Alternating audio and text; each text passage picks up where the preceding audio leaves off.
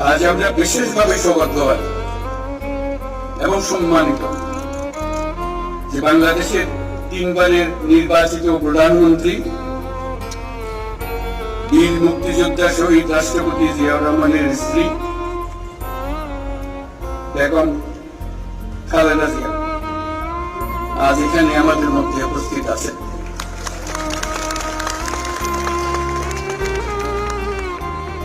এক যুগ ধরে তিনি এই মহাসম্মেলনে অংশগ্রহণ করার সুযোগ পান নাই, আজকে সুযোগ পেয়েছেন। আমরা সবাই আনন্দিত এবং গর্বিত যে আমরা এই সুযোগ দিতে পেরেছি।